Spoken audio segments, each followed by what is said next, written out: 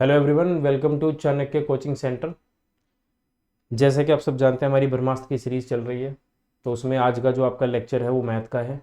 अभी तक हम लोगों ने सिंप्लीफिकेशन, कैलकुलेशन, ये सब चीज़ें कवर की हैं काफ़ी हद तक, जिसमें हमने स्क्वायर क्यूब्स और मल्टीप्लिकेशन भी कवर किया था। सिंप्लीफिकेशन मैंने लैडर सीरीज़, ठीक है, सीरीज़, फ्रैक्शन सीरीज़ और डेसिमल फ्रैक्शन सीरीज़, ये सब चीज़ें जो हैं कवर की हैं। तो आज का हमारा जो बर्निंग टॉपिक है, जो अर्थमेटिक का सबसे मेन टॉपिक है, वो है परसेंटेज। तो चलिए आज उसके बारे में डिस्कशन शुरू करते हैं। तो today we are going to start with percentage. Guys, percentage जो है ना, एक्चुअली क्या है कि ये मेन टॉपिक है आपका, मतलब हर चीज परसेंटेज से ही कनेक्ट है। जो भी चीजें हैं वो परसेंटेज से आप रेशो में कन्वर्ट करते हैं। देखिए, दो चीजें हैं, एक होती है परसेंटेज, एक होती है रेशो, या मैं कहूं फ्रैक्शन। फ्रैक्शन जो होता है बच्चों, वो पी बाई क्यू फॉर्म में होता है, ठीक है। परसेंटेज, अगर किसी फ्रैक्शन को परसेंटेज में कन्वर्ट करना है तो आपको मल्टीप्लाई बाय 100 करना पड़ता है। मान लीजिए मैं कहता हूँ आपको कि 300 मार्क्स आए हैं आपके out of 500, you have to multiply it with 100 to make it 60%। Yes और नो, दैट इज 60%। तो ये 60% में कन्वर्ट हो जाएगा, ठीक है। अगर किसी परसेंटेज को फ्रैक्शन में कन्वर्ट करना है तो डिवाइड बाय 100 करना होता है, ठीक है। इसका मतलब ये है कि मान लीजिए आपके 60 मार्क्स आए हैं हर एक सब्जेक्ट में, तो आपका एवरेज होगा वो 60% होगा। 60 डिवाइड बाई 100, तो हर चीज़ इस दुनिया में जो भी चीज़ें बनाई गई हैं वो सारी चीज़ें एक तरह से अपने आप में 100% है, except human beings and living things, ठीक है। हम जो चीज़ें बनाते हैं सब कुछ, अब जैसे मान लीजिए आपने आईफोन खरीद लिया, ठीक है, मार्केट में गए, आपने आईफोन लिया 50,000 का, 13 मिल जाता है, 13 या 14 भी आ जाता है अब तो, ठीक है। आपने आईफोन लिया, जैसे ही आप मार्केट की दुकान से बाहर जाओगे तो आपकी उस आईफोन की जो रीसेल वैल्यू वो गिर जाएगी, ऑब्वियसली बात को लॉस होगा। जैसे आपको पता है मशीनरीज जो होती हैं वो डेप्रिशिएट होती हैं, ठीक है। लैंड ऑलवेज अप्रिशिएट, लैंड की वैल्यू दिन पर दिन बढ़ रही है, गोल्ड की वैल्यू बढ़ती है, बाकी सब चीज़ें जो इक्विपमेंट्स हम लोग खरीदते हैं सब डेप्रिशिएट होते हैं कुछ समय के बाद, और फिर वो खत्म भी हो जाते हैं, ऑब्सोलेट हो जाते हैं, ठीक है। तो हर चीज़ जो है वो 100% है। जब वो खरीद के लाया 50 का तो 100% था, जब बेचेगा दोबारा किसी और को तो थोड़ा सा रीसेल वैल्यू क्या है उसका कम हो जाएगा। तो जैसा कि मैंने कहा कि इस दुनिया में जो भी चीज़ें बनाई गई हैं सब 100% है, ठीक है। अब ऑब्वियस सी बात है, कोई चीज़ खरीद दी आपने, कोई टेबल आपने खरीद लिया, ठीक है ना, टेबल है, उसको बनाने का खर्चा क्या होगा, 100%। प्रॉफिट एंड लॉस में सीपी जो होता है वो 100% होता है, क्योंकि कॉस्ट प्राइस है। कॉस्ट प्राइस का मतलब होता है एक्सपेंडिचर, ठीक है। एक्सपेंडिचर जो होता है वो खर्चा है, खर्चा हमेशा 100% होता है, इससे ज़्यादा नहीं होगा, ठीक है। कॉस्ट प्राइस के ऊपर ही प्रॉफिट लेते हैं, इसलिए हम लोग सीपी को नीचे रखते हैं। तो एक बात हमेशा याद रखना कि डिनोमिनेटर में जो भी चीज़ आप रखोगे, फ्रैक्शंस में जो होता है आपका P by Q form, denominator is always consider as 100%, चाहे सिचुएशन कुछ भी हो। और जो न्यूमिनेटर है उसको हम कहते हैं चेंज। चेंज इंक्रीज भी हो सकता है, डिक्रीज भी हो सकता है, चेंज का कोई फर्क नहीं पड़ता, ऊपर नीचे। आपके 300 नंबर आए, किसी के 400 आए होंगे, किसी के 500 आए होंगे आउट ऑफ 500, है ना। 10th में सबके सीबीएसई बोर्ड में 500 मार्क्स में से आया करते थे, तो किसी के 200 हैं, किसी के 250 हैं, किसी के 300 हैं, मैटर नहीं करता, ऊपर वाली वैल्यूज चेंज होती है, डिनोमिनेटर 100% होता है, वो कभी चेंज नहीं होगा, ठीक है। तो इसी तरह से मैं यहाँ पे एक छोटा सा ना चार्ट बनाऊंगा, it will take 10 to 15 minutes to make the chart. तो वैसे बना बनाया भी है, बट बना देते हैं, चलिए, है ना। 100% जो होता है वो क्या होगा, 1। 200% क्या होगा, 2। 300% 3, ठीक है। उसके बाद आता है 50%, इसकी वैल्यू होती है बच्चों 1/2। इसके बाद आपके पास आता है 33.33%, इसकी वैल्यू होती है 1/3। और इसका डबल होता है 66.66%, वो होता है बच्चों 2/3। उसके बाद आता है आपका 25%, वो होता है 1/4।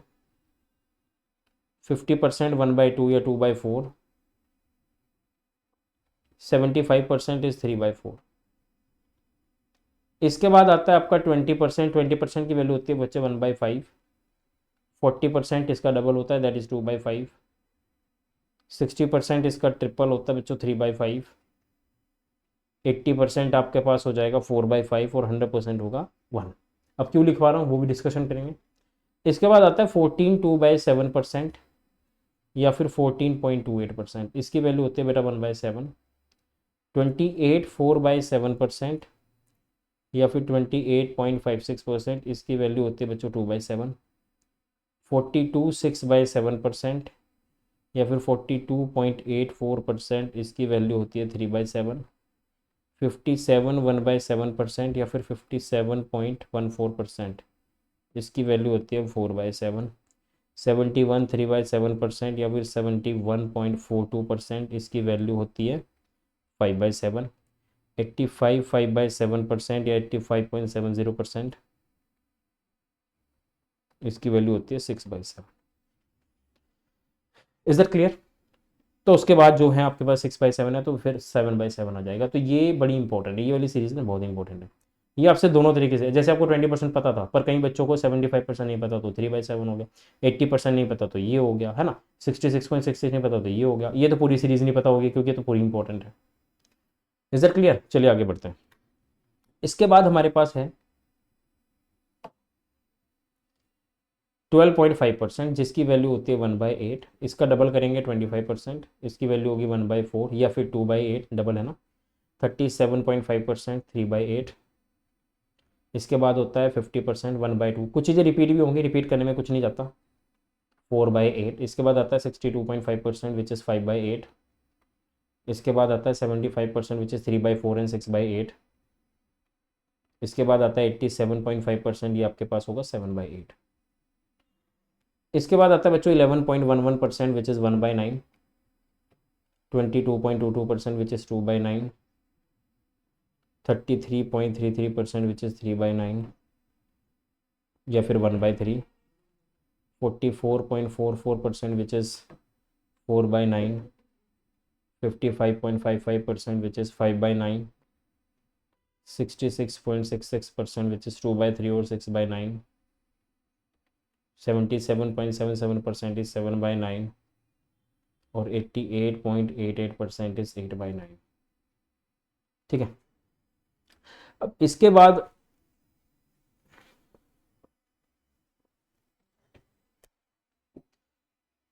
आपके पास आएगा जैसे कि 10%। 10% की वैल्यू होती है बेटा 1/10। 20% की वैल्यू 2/10 एंड सो ऑन, है ना। ये तो आप इसको कंटिन्यू कर सकते हैं, इसमें तो ऐसी कोई दिक्कत वाली बात नहीं। ठीक है। इसके बाद आता है 9.09% which is 1/9। 1/11। 18.18%। 2/11। 27.27%। 3/11। 36.36%। 4/11। 45.45%। 5/11। 54.54% which is 6/11. 63.63% which is 7/11. 72.72% which is 8/11. 81.81% which is 9/11 और 90.90% which is 10/11। ठीक है। उसके बाद आपके पास आएगा बच्चों 8.33% which is 1/12। 16.66% which is 1/6। 2/12। 25% 1/4 या 3/12। 33.33% which is 1/3 या 4/12। 41.67% which is 5/12। 50% which is 1/2 या 6/12। 58.33% is 7/12। 66.66% is 2/3 और 8/12। 75% is 3/4 and 9/12। 83.33% is 5/6 और 10/12 और 91.67% is 11/12।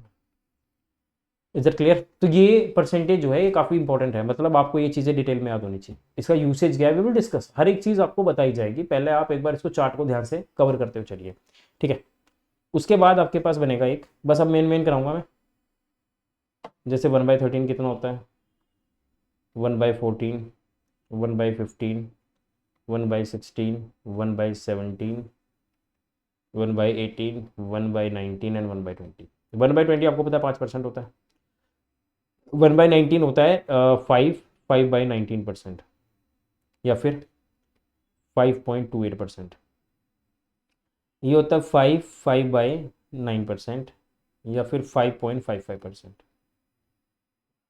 ये होएगा 5 15/17% या फिर 5.83%। 126 136 14 17 119 87%। ये होता है 6 1/4% या फिर 6.25%। ये होता है 6 2/3% या फिर 6.66%। ये होता है 7 1/7% या फिर 7.14%। ये होता है 7 9/13% या फिर 7.83%।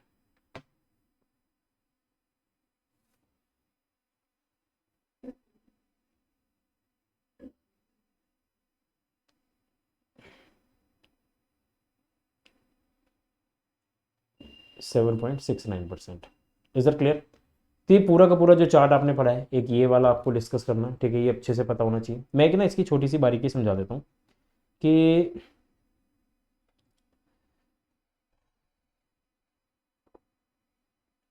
देखो इसमें दी सी ध्यान रखना, इसको हम ना 8 1/3 भी बोलते हैं, ठीक है। जैसे ये सीरीज है आपकी 9 1 इसको हम 9 1/11% भी बोलते हैं, 9 2/11% भी बोलते हैं, या फिर सॉरी 18 2/11%। और this can be written as 27 3/11%, ऐसा भी होता है ना। तो ये चीज़ आपने ध्यान रखनी है। अब ये है आपका 22 2/9% होता है, 11 1/9% होता है, ये चीज़ आपको याद रखना है। 33 1/3% होता है, 44 4/9 भी लिखते हैं इसको, है ना। ये चीज़ भी आपने थोड़ी सी ध्यान में रखनी है, ठीक है। चलिए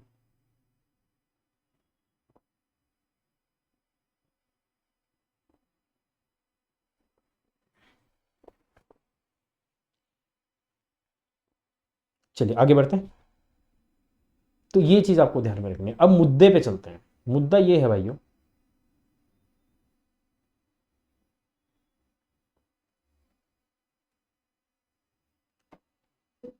कि सीधी सी बात ये है कि अगर मान लो कोई आपसे कहे कि आपको 28.56% निकालना है ऑफ लेट से 1400, तो आप इसे स्प्लिट नहीं करेंगे। मैंने इसकी वैल्यू आपको 2/7 पढ़ाई है, तो 7 2 14 2 2 4, ये 400 आ जाएगा सीधा। मैं आपसे कहूँ, अगर मैं कहूँ 87.5% ऑफ 128, तो ये होता है 7/8 मल्टीप्लाई बाय 128। 8 एक हमारा 8 16 सत्ते 112, ठीक है। अगर मैं आपसे कहूँ कि 66.66% ऑफ 225, तो आप कहेंगे दिस इज 2/3 मल्टीप्लाई बाय 225। 3 7 21 3 5 15 75 दूनी 150। Is that clear? तो इस तरह से क्या है, वैल्यूज कैलकुलेट करनी है आपको। अब ये पेपर में आएगी, जितनी भी फ्रैक्शंस वैल्यू हैं वो आपको बहुत अच्छे से क्या है याद कर लेनी है, अच्छे से चीज़ों को समझ लेना है, तब जाके क्रिएट होंगे। तो चलिए देखते हैं इसके ऊपर कुछ क्वेश्चंस, ठीक है। पहला क्वेश्चन आप सबके पास है 44.44% ऑफ 180, तो 44 इज 4/9, तो 4/9 ऑफ 180, 9 2 18, आंसर आएगा 80। प्लस 37.5% इज 3/8, 256 का। 8 3 24, 8 दूनी 16, तो 32 3 96, तो 96 प्लस 80, 96 प्लस 80 बच्चे आपके पास आ जाएगा 176। हो गया इसका आंसर, ठीक है ना। ऐसे करना है आपको। 28 4 ये 2/7 आ गया, 343, 7 का क्यूब 343 है, तो 7 का स्क्वायर 49 होगा, 49 2 98, माइनस दिस इज 7/9 इंटू 126, 9 1 कम 9, 9 चौक 36, 14 सत्ते 98, तो आंसर आएगा इसका 0, ठीक है। अब सपोज करो जैसे थर्ड क्वेश्चन आपके पास 63 है, कितना होगा 7/11 इंटू 143, 11 कम 11 11 33, 13 सत्ते 91, ये आ गया, प्लस 5/12 वो 144, तो 12 का स्क्वायर 12 पंजे 60, तो आंसर आएगा 151, ठीक है। अगर ये है 5/6 है, 5/6 ऑफ 180 विल बी 150, 6 18, आंसर आएगा 150, माइनस ये क्या है 7/12, 12 9 108, 7 8 7 8 जा 63, तो आंसर आपके पास 150 में से 63 बचेंगे तो कितना बचेगा आपके पास 87। इस तरह से क्या है कि ये क्वेश्चन जो आपको कंप्लीट करना है, ठीक है। जैसे अगला क्वेश्चन है 75% ऑफ 512, 75% आप जानते हैं 3/4 होता है, 512 का निकालना है। तो 3 से 4 से काटेंगे, 4 एकम 4, 4 दूनी 8, 4 8 32, तो 128 दिए 384 माइनस दिस इज 5/8 ऑफ 320, 8 चुके 32, 40 पे जाएगा, 40 पंजे 200, तो आपके पास कितना आएगा 184। Is that clear? तो इसी तरह से जो है सिंप्लीफिकेशन के क्वेश्चन बनते हैं बैंकिंग में। सिंप्लीफिकेशन या एसएससी में जो सिंप्लीफिकेशन के क्वेश्चन है वो इस तरह से भी आपको कवर किए जा सकते हैं, ठीक है। आगे बढ़ते हैं। अब देखिए ध्यान से कि परसेंटेज जो है वो मोर देन 100 होती है। अब ऐसा तो है ना कि परसेंटेज 100% तक ही सीमित रहेगी, नहीं, मोर देन 100 है। जैसे मैं कहूँ अगर 125% का फ्रैक्शन वैल्यू क्या होगा, तो यू वुड से 100% प्लस 25%। 100% की वैल्यू 1 है, 25% इज 1/4, 4 1 4 प्लस 1 5/4, ये हो गई इसकी फ्रैक्शन वैल्यू। अच्छा, ये अपने आप में 100% है, ध्यान रखना, और ये इसका 25% की वैल्यू है। अगर आपसे कहीं कहे कि 233.33% का फ्रैक्शन वैल्यू क्या होगा, दिस इज 200%, 33.33%, 200% की वैल्यू 2 है, 33 की 1/3, आंसर आएगा 7/3। मैं आपसे कहूँ कि 156.56%, सॉरी 163.63% की वैल्यू क्या हो, तो यू वुड से 100% प्लस 63.63%। 100% 1 है, 63.63% कितना होगा 7/11। 11 plus 7 is 18/11 is the fraction value of 163.63%। तो इस तरीके से क्या है कि आपने सारे क्वेश्चंस कैलकुलेट कर लेने हैं। अगर मैं आपको कहूँ कि 293.33% की फ्रैक्शन वैल्यू क्या होगी, अभी काफ़ी बड़ा क्वेश्चन है। अब इसका 93.33 तो मैंने भी नहीं करवाया, मतलब चार्ट में नहीं है, तो this could be written as 300% minus 6.66%। तो 300% इज 3, दिस इज 1/15, मैंने पहले लिखवा रखा है। 15 या 45 और 1 44/15। Is that clear? तो अगर मैं आपसे कहूँ कि आपको 393.75% की वैल्यू निकालनी है, तो आप कहेंगे दिस इज 400% माइनस 6.25%। 400%, 100% 1 है तो 200% 2 है, 400 is 4 minus 1/16, 64 minus 1 is 63, 16 4 64 minus 1 is 63। Is that clear? तो कोई भी नंबर 100% से ज़्यादा हो सकता है, ऐसा कुछ नहीं है कि वो नहीं जा सकता, ठीक है। आगे बढ़ते हैं। अब इनके ऊपर कुछ क्वेश्चंस देखते हैं, आइए। 125% ऑफ 40, देखो सीधी सी बात है, 40 का निकालना है तो 40 अपने आप में 100% है, ठीक है ना। तो हमें 125% चाहिए, तो मैं कह सकता हूँ 100% प्लस 25%। 100% तो ऑलरेडी 40 गिवन है, 25% कितना होता है 1/4, तो अपन 40 का निकालेंगे जो कि 10 होगा, आंसर क्या आएगा 50। इसी तरह से 187, 100% प्लस 87.5%, तो ये तो ऑलरेडी 48 है, हमें क्या करना है 5/7/8 निकालना है 48 का। 8 6 48, 6 7 42, 42, तो 48 और 42 कितने हो गए 90, और 90 प्लस 40 बचो कितना हो जाएगा 50, कितना हो जाएगा आपके पास 140, ठीक है। इस तरह से क्वेश्चन सोल्व हो जाएगा। तो ये वर्बली भी सोल्व हो सकता है, थोड़ी सी प्रैक्टिस करेंगे तो। अब ये दे रखा आपको 100% प्लस 77.77%। 100% तो ऑलरेडी कितना है 177, क्या है 7/9, किसका निकालना 45 का, 9 पंजे 45, 7 पंजे 35। अब 100% की वैल्यू कितनी होगी 45, तो 45 प्लस 35 80। Similarly 200% plus 83.33%। 200% का 2 डबल करना है, 48 का डबल कितना होगा 96, और 83 कितना होता है 5/6, कितना 48 का, 6 8 का 8 5 40, आंसर इज 136। तो दोनों का समेशन आएगा 216। Is that clear? इस तरह से आपने क्या है लेके चलना है। नेक्स्ट आपके पास है बच्चों 241.67%, तो this could be written as 200% plus 41.67%। 100% की वैल्यू कितनी है 288, 200 कितना होगा 576, प्लस 41 इज 5/12, किसका 288 का, तो 12 के टेबल में जाएगा, 12 दिन 24, 12 चौके 48, 24 पंजे 120, आंसर आएगा 696। प्लस ये देखो ये दे रखा है, तो ये 200% माइनस 6.3366% है। 200% 100% 225 है, तो 200% कितना होगा डबल 450 माइनस ये हो जाएगा 1/15 किसका, 225 का। तो 15 का स्क्वायर 225, तो 435 आएगा। और आपने 435 में 696 ऐड कर देना है। तो 700 ऐड करके, एक काम करो 700 ऐड करके 4 माइनस करो, 7 4 1129 आंसर आएगा इसका, 1121। Is that clear? तो आप इसका एडिशन जो है वो 1121 बनेगा। Similarly this could be written as 300% plus 44.44%, 300% 3 गुना 54 थी 162 प्लस 4/9, 9 6 6 4 36, 6 चौक 24। तो आंसर कितना आएगा 186 माइनस कितना है 500%, 2/7 है इसका ऑफ 35। 500 कितना 35, 5 थी 15, 5 7 पे 175, 7 5 35, 5 दूनी 10, 185 माइनस करना है आपको। तो आपके पास कितना आंसर आएगा बच्चों?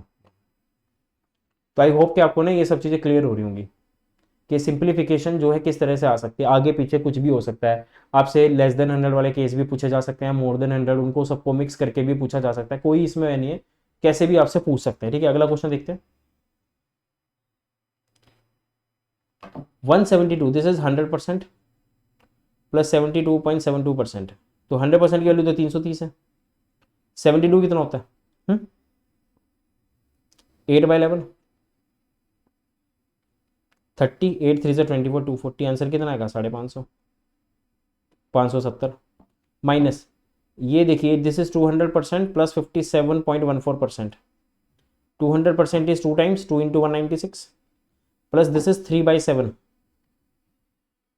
अब ये 19 दूनी 38, 392 ये आ गया, माइनस करना है और इसको माइनस करना है।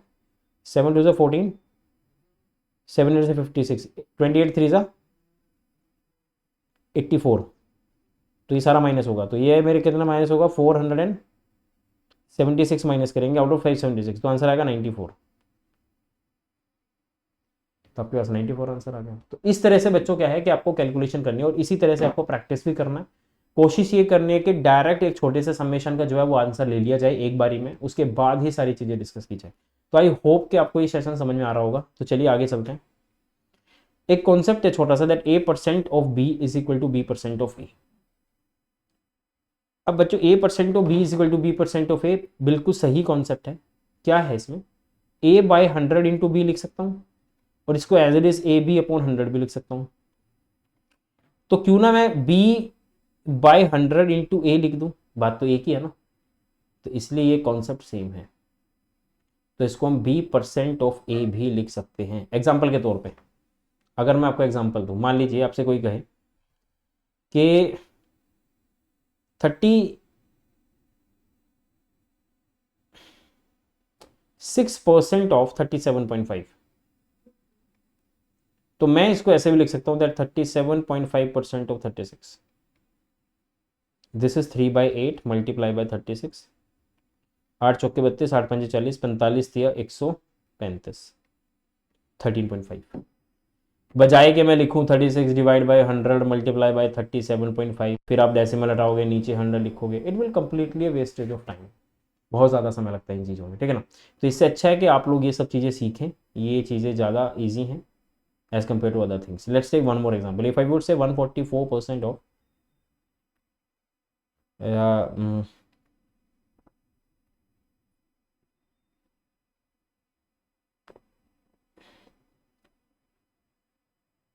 125, तो you would say that 125% of 144 है ना। अब 125% तो आपको पता है, 100% तो ऑलरेडी गिवन है, प्लस 25 करना है इसका बस। 100% is 144 and 25% is 1/4 of 44, 4 12 4 24, answer आएगा 180। तो 180 is the answer. Is that clear? तो ये कॉन्सेप्ट है और इसी तरीके से आपने चलना है। जैसे मैं एक छोटा सा एग्जांपल लेना चाहूँगा, लेट्स से अगर मैं कहूँ आपसे कि 2 ये लेट्स से 512% ऑफ 1.125, तो आप कहेंगे 0.125% ऑफ 512। अगर मैं इसकी एक डेसिमल हटाऊँ, 1 2 2 हटा दूँ, तो मैं यहाँ पे 2 जीरो लगा सकता हूँ। ऑब्वियसली बात है, डेसिमल हटाने के लिए नीचे जीरो लगानी पड़ेगी, तो वहाँ मल्टीप्लाई करना पड़ेगा, तब बैलेंस होगा, है ना। तो अगर यहाँ पे 2 प्लेस पे डेसिमल हटा रहा हूँ मैं, उधर लगा देता हूँ, ज़्यादा अच्छा है। तो ये 12.5 हो गया, 12.5 1/8 होता है, तो वो 5.12 का आ जाएगा। 8 का क्यूब होता है, ठीक है, 8, 8 6 48, 8 4 32, तो आंसर आएगा 0.64। कितना आंसर आएगा? 0.64। तो आई होप कि आपको ये वाली चीज़ तो समझ में आ गई होगी कि ये कॉन्सेप्ट कैसे डील करता है। इसको दोबारा से अच्छे से कवर करते रहना, ठीक है। आज का लास्ट कॉन्सेप्ट, अगर आपका यूनिट डिजिट 5 है तो A% ऑफ B, देखो यार एक बात समझना,